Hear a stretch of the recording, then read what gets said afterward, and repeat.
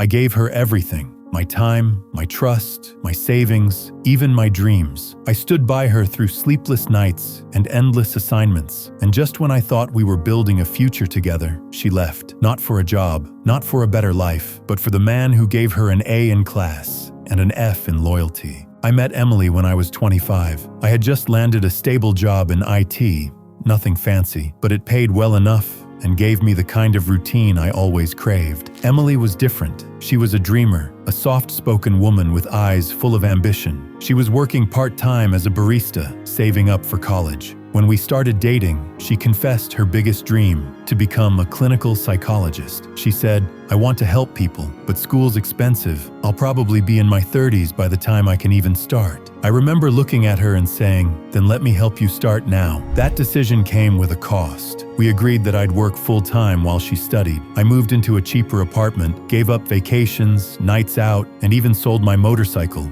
my one splurge item. Every semester, I paid her tuition up front. Every month, I covered the rent, groceries, utilities, and even her books. There were nights she'd cry from stress, overwhelmed with assignments and exams. I'd make her tea, hold her while she vented, and remind her, this is temporary. We're building something bigger. When she got into her final year, she started spending more time on campus. Study groups, research projects, internships. I didn't mind. I trusted her. But then the signs started. She stopped texting back quickly, said she was too busy. She'd come home late, exhausted. When I'd ask how her day went, her answers got shorter. Same old, just work and school. I remember once joking, "You spending more time with your professor than me?" She laughed nervously. Dr. Lane? He's ancient. That name stuck in my head. Dr. Lane. One day, she left her laptop open. I wasn't snooping. I just went to close the lid and saw a message pop up. "Last night was amazing. Same time Thursday." It was from a contact saved as L. I froze. My stomach dropped. When I opened the chat, the truth hit me harder than I ever expected. The messages weren't vague. They were explicit, emotional, familiar. She wasn't just sleeping with him. She was emotionally invested. I confronted her that night. I held up the laptop and said, "You left your heart on here. Want to explain it to me?" She didn't cry. She didn't beg. She just sat there in silence for what felt like hours. Finally, she said, "I didn't mean for it to happen." That phrase still haunts me. Like infidelity is a car accident. Like it just happened. She confessed it had been going on for months. Dr. Lane, her professor, was understanding, intellectually stimulating, more emotionally present. She said, "You've been so focused on working." I felt alone. I stared at her, stunned. "I was working so you could go to school." She had no answer, no apology, no explanation to our friends, just gone. I spiraled for a bit, lost weight, lost motivation, called in sick more times than I could count. I thought about all the things I gave up for her, my savings, my dreams, my time. The worst part, I still loved her, or at least the version of her I thought I knew. I found out later she moved in with Dr. Lane, yes, the same professor. He was married too.